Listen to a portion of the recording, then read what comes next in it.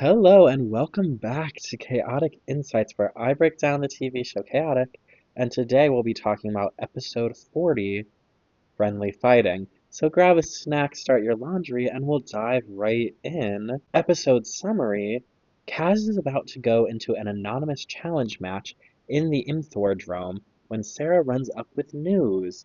Kaz brushes off Sarah and goes into the Drome when, surprise, Tom is the challenger.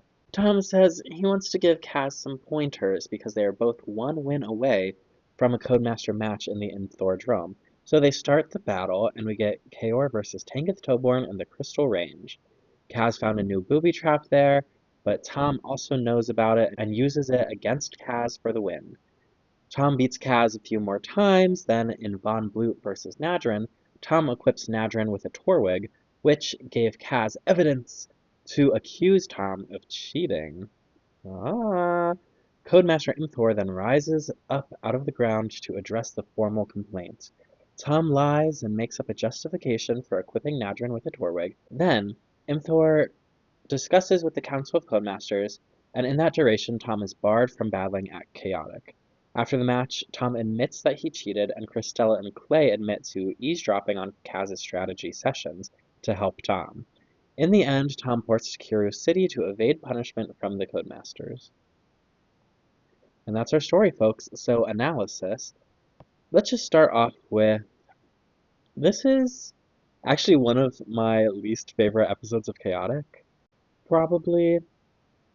Like, this feels like maybe the only one that I just feel negatively about. And let's ask why. Because actually, it infuriates me. Because it absolutely subverts the expectations of the show, and it's positioned as the season one finale, which maybe I would like this episode more if it wasn't positioned as the season one finale. But like the cliffhanger ending is like not good. You know? It's like not the move. And let's talk about why this episode makes me mad. So the way it's set up is in a way that subverts what we are originally introduced to in this world, right? So what I mean by that is Tom is our protagonist. He's our protagonist since episode one. He was our fish out of water character. We've watched him overcome struggles, losing his Maxor card, and coming out on top, beating a Codemaster.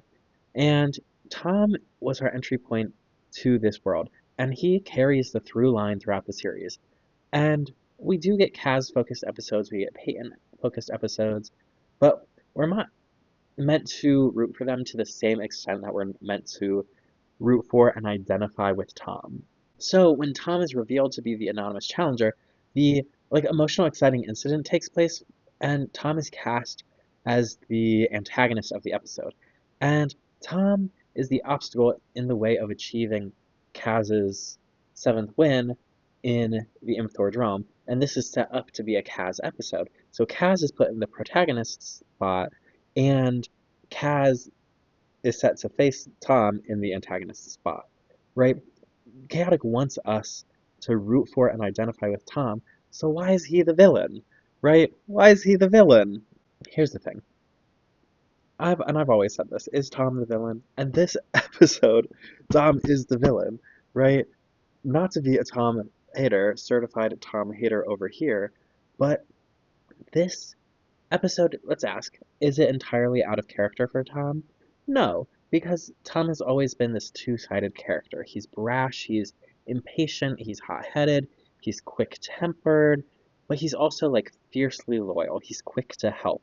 He's noble and true, right? And so with this duality of Tom, we're just really emphasizing on that negative half, on the, quick-tempered, impatient, hot-headed, rash. Maybe he just made this decision, you know, because he's quick to be anger and he's quick to help, right? He just makes decisions fast. So maybe he made this decision fast and he's like, I'm going to challenge Kaz.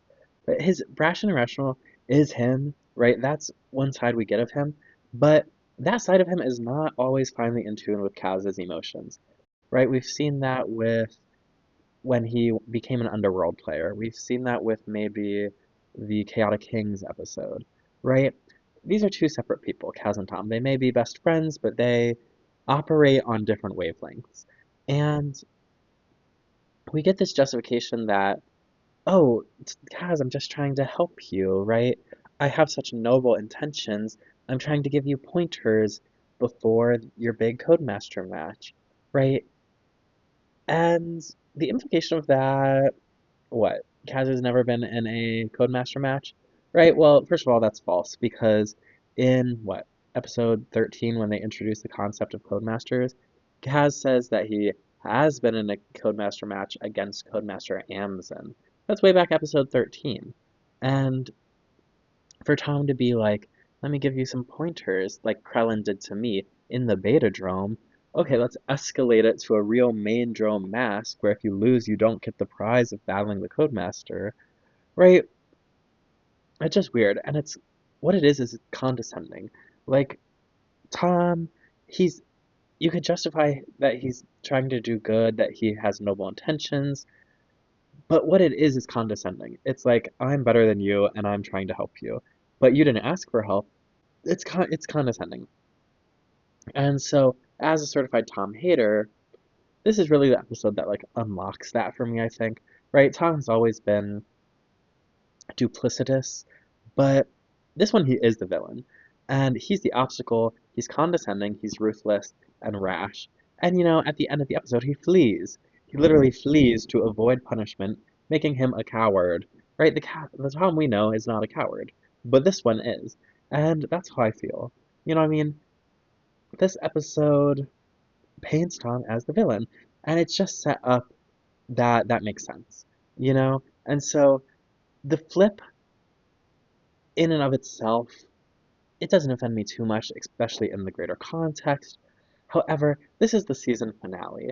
So to flip on the season finale, I feel is counterintuitive. For a season finale, I feel like the expectations are let's wrap up any overarching stories, let's overcome any remaining obstacles, let's give a feel of completion, maybe some heart, maybe some laughs, and then we like crack the door open for there's a tease for season two. And like this episode doesn't deliver on that. Maybe there's big spectacle and we have falling action and denouement, but this episode it just doesn't do that. It doesn't give what it needs to give. This episode flips the expectation on its head. It leaves more questions than answers. It doesn't just like crack the door open for the next season. It kicks the door down and creates a whole new set of problems. Like instead of wrapping things up, this sets things up. And that's counterintuitive for my expectations of a viewer for a season finale. All the while playing the typical protagonist antagonist flipperoo situation unexpectedly with no build up or justification. It's strange. Like this episode is almost set up to be a better season introduction, to be a episode 1 of a season rather than an episode 40, a season finale.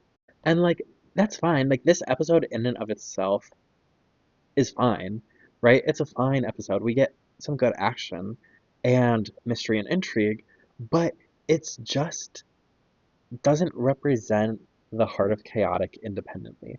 And so I am talking about this episode independently in a bubble because it is presented as a singular episode and it is the season finale. And so further on in the series, when we come back and maybe give more context to this episode, we'll talk about it then. But for right now, I'm focusing on this episode. And this episode, as a singular unit, just does not deliver on what I want from a season finale. It doesn't bring heart. It doesn't bring laughs. It doesn't bring resolution. You know what I mean? There are ways that this through line could have been threaded that made it feel complete. And this episode does not do that. It's an odd choice. And from a meta perspective, was it their choice to have this be the season finale? I don't know. You know, we in the next episode we flip animation styles. So were they was there some kind of conflict? Was there some kind of contractual obligation? Was this a quick decision like they put this out and they're like, "Oh, we got to switch now."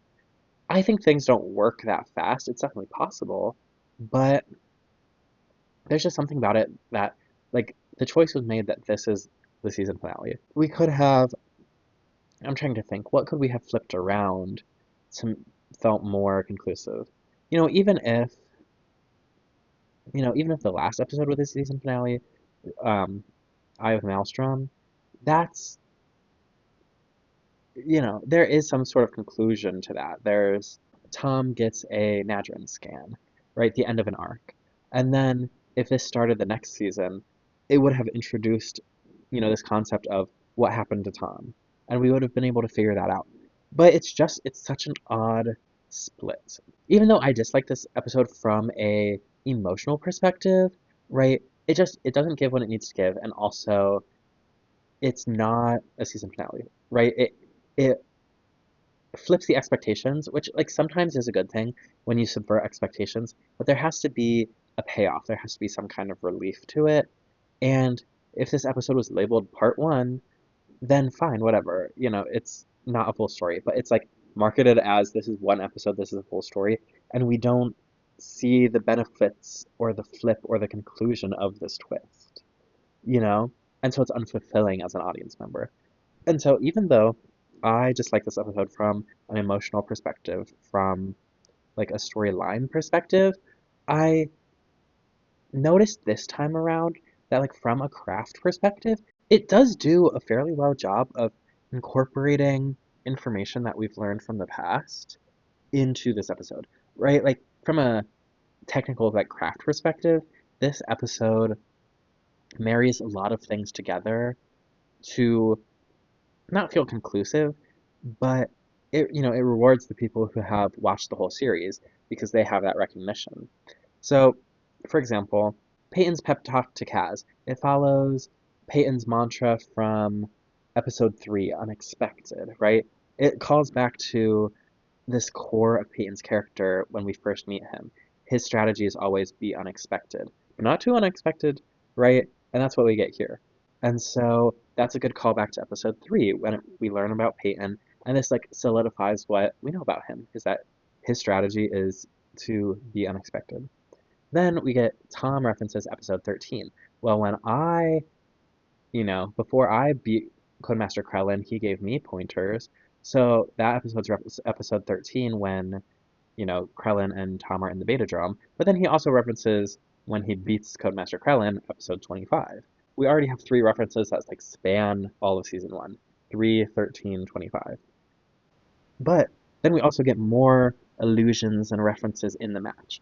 For example, the location of the Crystal Range harkens back to episode 21 when Kaz learned about all of the booby traps trying to get to Rymusa.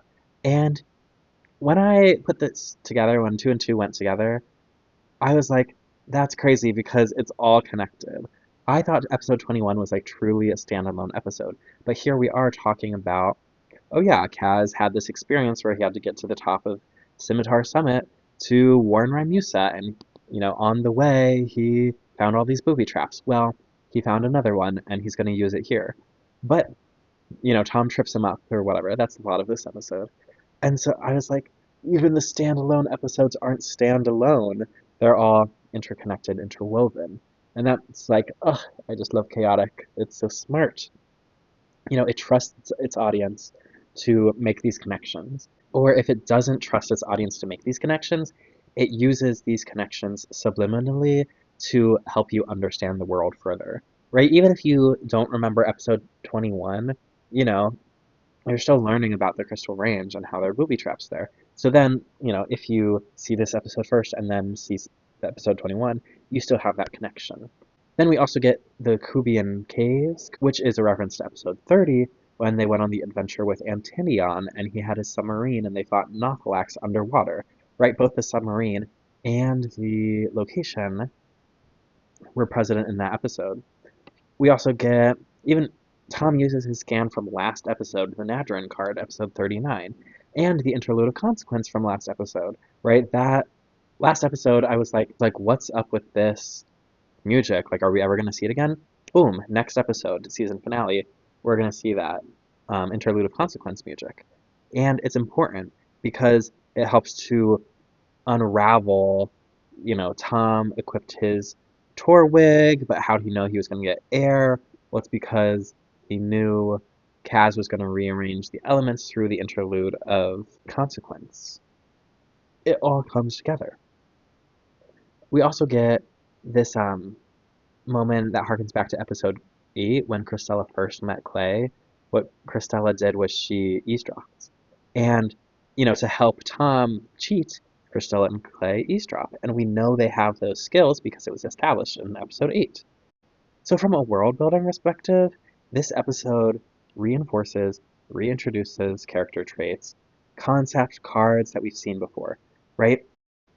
It's taken all this time to build up these things that, Peyton likes to be unexpected, that Christelle and Clay like to cheat and eavesdrop, that, in Tom and Kaz's collections are Anadra and Interlude of Consequence, Antidion, the Kubian Caves, the Crystal Range, right? They established that all of these things exist and are present, and they take this episode and they mix it all together. And what do you get? Kind of a fun episode. Well, you get an episode. And if I have to give this episode a positive trait, I would say it's that. This episode is formulated in a way that is unafraid to reference the past and assume that its viewers are smart and remember that. Or, even if you don't remember it, to understand these things that are just a part of the world. And with that, this episode, it follows a formula that we've set before, like plot-wise, and that is the big match, right? During the big match with a lot of strategy and action, we have a battle that is the A-plot, and that's the main focus. And then we have commentators like Peyton and Sarah or Christella and Clay that explain or help propel the story. And so we see this plot like formula used in, say, the Codemaster episode, right? It's the big match, right? So that's our focus, and then we get this commentating from the audience. Or I'm even thinking like the Dual Duel episode where it's the 2-on-2. It's the big match, and then we get some commentating from like Peyton and Sarah. And that's not that full storyline because that's a 2-part episode, but it is a formulation that we've seen before and we know works. And then with that, the stakes of this episode are rooted in man v man competition for the 7th win in the Imthor Drome, and the potential to have a Codemaster match. All of that from like a craft perspective, we have this plot structure with callbacks, with stakes, and with conflict, right? It all mixes together in a way that, works well. And so that's my pro of the episode. I like the way that this episode is formulated. You know, now the storyline itself, clearly I have an issue with. It is interesting though, because this episode, it also sets you up thinking it'll be an underdog story with Kaz like coming into his own. Before we get the reveal that the opponent is Tom, Kaz is set up as the protagonist of this episode, right? We think Kaz, he's going into his 7th win, and we are rooting for him as the protagonist of the episode to get a win. Then it's revealed that it's Tom, and so your expectations are, okay, Tom is going to give him pointers. Kaz is going to, lose in the beginning, get beaten by Tom, and then overcome and win. Right? That's kind of the predictable storyline that is set up. And what happens is it subverts that like underdog trope with Tom cheating. And so Kaz got further and further beaten down before he like reveals the twist of Tom cheated. And so Kaz doesn't win, but Tom certainly does lose this episode. And it's set up in that way of, Kaz is set up as the protagonist, Tom is set up as the antagonist. And if Tom's a villain, he has to lose. And he loses not necessarily the match, but he loses his dignity and his ability to play chaotic. And so you understand that there are consequences for his actions, right? Cheating is bad, cheating gets consequences. So it's also set up in that way. But I do think, right, this episode, its main goal is to subvert, right? It subverts your expectation that Tom is the hero, because why Tom is the villain in this episode. And it also subverts the storyline that it sets up of, okay, well, if Tom is giving Kaz pointers, that's an underdog story. We expect Kaz to come out on top. But it doesn't do that storyline at all. It does the cheating, the scandal, which is interesting. And that's what I'll say about that. So, is there a theme to pull out of this episode? I would say, meh. Like, there could be a theme of, like, don't cheat because you'll get consequences, but that's, like, not explicit. Like, we understand that, Tom is run off into the overworld, but that's not necessarily seen as a bad thing. That's seen as, like, him evading consequences while they make their decision. And so with that, I would say there's not really like a point to this episode because this episode sets things up and it doesn't resolve anything. And so the way I would pull a theme out of the episode is like looking at the resolution and what does that tell us? And because there's not really a resolution to this episode, there's not really any commentary that I feel the need to pull out. Cheating is bad, but that's out of character for Tom, so everybody's curious, right? It sets things up, it doesn't resolve. Let's move on to lore.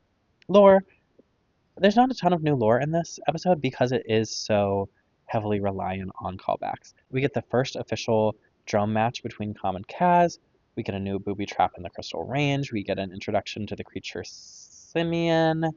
And we get a little bit on like the rules and regulations of Chaotic as a gaming competition and organization. Like, apparently doing espionage and having prior knowledge of your opponent's strategy is cheating. It's against the rules to like craft your strategy off of prior knowledge of their strategy, I guess is illegal, you know. But we also get insight on the procedures in place for dealing with that and dealing with accusations. Um, you have to file a formal complaint. Tom is put on probation while the case is being decided. We learn that there's a council of codemasters that most likely act as like jury and executioner, meaning that they most likely like look at the evidence, decide guilt, decide punishments. That's kind of what we can infer from the council of codemasters. And we also, Tom guesses that his punishment for cheating would be getting kicked out. So that gives us a baseline of what punishment for cheating would look like, and maybe establishes like down the road if somebody cheats, what would happen. They would get kicked out of Chaotic. And so like those are pretty big stakes. And that's interesting. Do you know these rules and regulations going in? Is there a debrief session? Like, do you have to sign terms and conditions before you play your first match? Who's to say? But these are just like the general rules of the game. Something else we learned, I've also mentioned this before, but the scale of battle gear, and I just have to bring it up. So lore is in the Drome, you can use whatever battle gear you want. Yay! But one of those battle gear is a military submarine. I'm sorry, Tom picks an underwater location and chooses his battle gear as an underwater submarine. And I'll give him good strategy, don't get me wrong. But that's a submarine. That's a vehicle. You know what I mean? That's not really gear, that's a vehicle. Tom uses an entire submarine. That's like bringing a military tank to a spoon fight. You know what I mean? Here's me, with my sword. And you're bringing an entire military tank, you're bringing a military submarine. Those things are not equal. And that's just something I think about. So that's the lore from the episode is really procedures. We get Simeon, Crystal Range, Booby Trap, new battle gear. Okay, slay. Now, since this is the season finale, I have some special things planned for our fun facts and other notes section, so let's talk about it. Fun facts and other notes. What's on the menu? A classic. Seattle sandwiches, Rothar rings, Shimark shakes. Shimark shakes. And these feel consistent with past theming, so I'm not going to get into that. But just know there are snacks on the menu. But in the end of season 1, here's what I want to talk about. So I kept a spreadsheet of the like battles that took place in the Dromes across season 1. So I kept track of the information like who is the attacker? Is it a challenge match? Is it a scheduled match? Is it 6v6? Is it 3v3? Is it 1v1? Who are the opponents? Who won?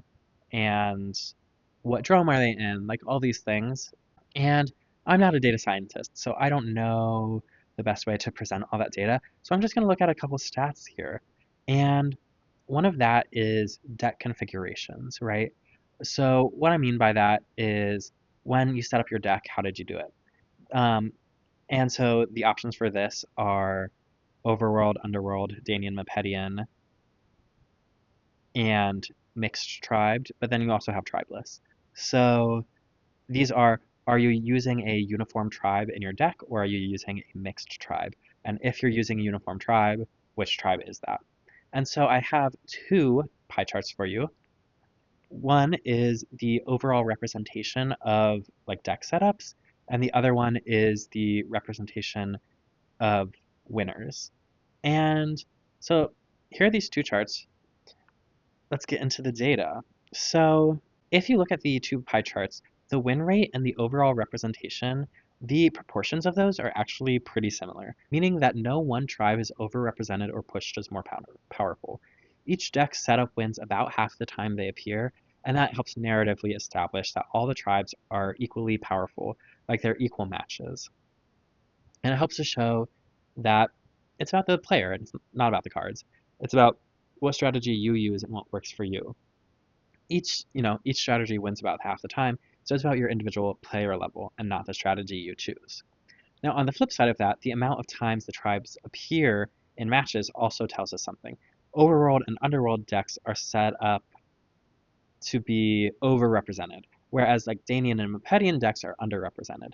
And this is because our main characters, Tom and Kaz, align with those two tribes. So it makes sense that we see Overworld and Underworld more often because we're watching Tom and Kaz play more often. It also makes sense why Danian and Mepedians seem to be like less liked tribes in real life because they have less screen time and therefore less time in the show to have an audience like grow an attachment to those individual creatures or characters. Now, with the dataset that I pulled, I could also find out characters' win rates. So I'm going to run through some characters and their win rates and talk about what that means. So Major Tom, we watch him play 20 matches and he has 11 wins. So he wins 55% of the time. He has two matches with a mixed deck. He has two matches with an underworld deck, 16 with an overworld deck. So he uses overworlders most of the time. And when he uses overworlders, he wins 50% of the time. When he won the two overworld matches, that's 100% with underworlders. And with a mixed deck, he wins 50-50. So overall, he usually wins. We usually see him win. But I think it's interesting that it is still around 50. Like, it's good to see our main characters lose because then they don't feel like a Mary Sue archetype, somebody with no obstacles in their way. It's good to see them lose because they feel more real. So that also gets us to Kid Kaor, who is kind of established to be a worse player than Tom, but we see him play less. We see Tom play 20 matches. We see Kid Kaor, Kaz play 14. So we see him play less, but we see him win more. He wins 57% of those. So 13 of those matches are an underworld deck, and 7 of those are wins. So he wins 54% of the time with his underworld deck, and one of those is a mixed tribe match, and he wins that one 100%. So really, right now he's the better player from Tom with what we see with our eyes. Even though, like, especially in this episode, Cass is set up as the underdog, right? We're supposed to know that Tom is a better player. But that's not what the stats say in this instance. Now, moving on to Peyton, the Peytonic Master, we also see him win 57% of the time. That's the same as Cass. But we only see him play 7 matches and get 4 wins. 3 of those are mixed deck matches, and one of them is an overworld, and 3 of them are Mepedians. So we see Peyton play equally as much with a mixed deck than a Mepedian deck, and that really plays into his unexpected mantra. Sarah, we see her play 2 matches, get 2 wins. That's 100%. Really, we only see, I think, 1 match, and then like her play of the day may be counted in this. Well, we see her twice in the Drome, 2 wins, 100%. So based on these stats of our core group, Sarah's the best player, and then we have Kaz and Peyton tied, and then we have Tom, which again is counterintuitive to what they set up narratively, but it helps for the likability of Sarah that we don't see her play it all that often. So if she won the one match she's in, that's good. If we saw her play 15 matches, we would see her lose a couple more times. So that's our big four. I have Christella and Clay here. Clay plays 5 matches and wins none of them. And that's what? A big talk from somebody who's willing to do whatever it takes to win? Please. And then Christella, we see her play 2 matches, one as an Underworlder, one as a Mopedian, and she wins 0 of them. That makes sense. There are villains. Normally, villains get some kind of punishment. Their punishment is to not win. The other 2 I have here are Sam Shady, who we see play 2 matches and win 1, and Tartarecker, who plays 2 matches and also wins 1. So these are just 2, background characters that we see, and I thought would be fun to include. Most of the time, we don't see the background characters recur, but these are 2 that play 2 matches. So I thought, why not? And so that's the data I'm going to present here. If you're interested in my spreadsheet, I'd be happy to post it somewhere or let other people play with the data I've collected. I don't know how consistent it was because, as I went throughout the season, I had to maybe adjust some things, but it's pretty accurate, I would say. One other special thing I'm going to do for the season finale here, this is the last episode we have before the animation change, and so I want to talk about the dromes at Chaotic. We know we have 7 Codemasters, 1 to a drome, we have 7 dromes, plus a beta drome, and so let's talk about what we have and which drome belongs to who. What's interesting is we get 9 different establishing shots of dromes, but we have 7 Codemasters and 1 beta drome. So we only have 8. So it's interesting to think what is with this extra drome? And let's talk about it. So here are the easy ones. This one is Krellin. Why is that Krellin? It looks like him, one. And also, we learned that. This is the Krellin drome. 2, Imthor. This one is Imthor. So these are the 2 Codemasters that we meet, and they both align with their building. So I can tell you for certain, this is the Krellin drome, this is Imthor drome, and also this is the beta drome. Whenever they go to the beta drome, this is what it looks like. And I kind of love this Colosseum type architecture. I think it's so interesting. And there's also layers to it. You can see how there's many entrances, each person gets their own little pod to play in. Very interesting. Now, this one, I'm going to say this is Codemaster Amzen, because they verbally say it's Amzen, right? They say, I'm going to go to the Amzen drome, and then they show a picture of this. And so, this is the Amzen drome. So this is when some confusion starts to set in. This one, they call the Krellin drome, but is not the Krellin drome, right? They just show this picture. They say, I'm going to go to the Krellin drome, and then they show this picture. A drome like this looks like it's on the map of Chaotic in general, but we only see this one once, and it's pretty early on, I think. So who could this be? I don't know. That leaves us with 4 unspecified dromes. We have 3 we know for sure, and then we have 2 that we heard a name to go with. So that leaves us with 4 unspecified dromes. This is what I like to call Big Orange, Little White and Blue, Fancy Big Orange Red and Gold, and Green. So, the ones we know, Krellin, Hotek, Amzen, Orin, Tyrasis, Imthor, Turl, and Betadrome, but then we have 1 extra. Who could it be? Which one is who? I would like to find out.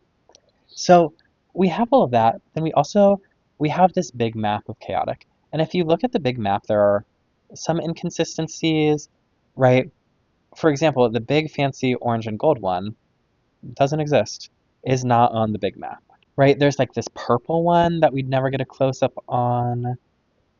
And, right, the Krellin drome could be this teal one. It's a different coloration, but it has the swoop, right? We have the one that was white and blue. But like the ones that are consistent are green one. Green one's fairly consistent with its wide shot. And that's it. And big orange, right? So like in Thor, we get a very clear look at what it is. But this is big orange on the map. And then the one that they said it was Krellin but isn't Krellin because we know it's not, is actually orange on this map, but architecturally looks similar to that like blue purple one we got. It's just also interesting, and I would love to clear that up. I want to hear what y'all think. I just something I like. I want a labeled map of chaotic. I want to know what each drome is, and I want to know what each codemaster looks like, and I want the codemaster to look like the drome. And these are the things I want because I think it's fun. And if I'm having a good time, then I'm having a good time, you know? So I've been trying to like piece all this information together, and I will continue to piece all this information together in the next seasons. But we get an animation change, so this is all we learn in this animation style. Everything could look different next season. Who's to say? So if you have information, let me know. Those were my two big special things, my little data analysis and my just rambling about the drums. If you have thoughts, let me know. My final thoughts of this episode are I love chaotic clearly, and season one has its highs and lows, but specifically this episode is a low to me because it doesn't fulfill my expectation of what a season finale should do. And it makes me upset because it's subversive without any payoff. And it makes me feel justified because I knew Tom was a villain all along, and this really solidifies that. And so, if you hate Tom, let me know it in the comments because we can bond about that. But this episode is just a low, and I feel once we learn new information in season two, maybe I'll feel differently. You know, maybe once you exist in the context and the surroundings, it informs more things. But looking at this episode as a standalone, it's just giving flop. And here's the thing, you can't win them all. And that's okay. You know, it would be irresponsible of me to blindly like support everything chaotic puts out, right? I'm a fan of chaotic. That doesn't mean I am not allowed to be critical of it. And I think engaging with the material critically is actually what makes me a fan, right? I'm coming at this episode with love because I love Chaotic and what they do. And that doesn't mean I hate Chaotic. It means this episode didn't meet my standards as a fan. And I would love to see them do better. And I think that only helps, you know, the creatives and the audience to be honest with each other, and that's how we get better art. So, with that, it's been a pleasure recapping season one with y'all. Let me know what you think about this episode, about this season, about the season finale, about my little show here. And I may or may not have a little break between posting in between season one and season two. I don't know yet. We'll see how many episodes I can make and how efficient I can be. And really, what's important to me is that once I start posting season two things, they come out at a consistent schedule and consistent rate. So once I feel like I'm able to do that, then I'll start posting. And that may come next week, and that may come in longer than that. But with that, thanks for watching. I'll see you next time, and let's get chaotic.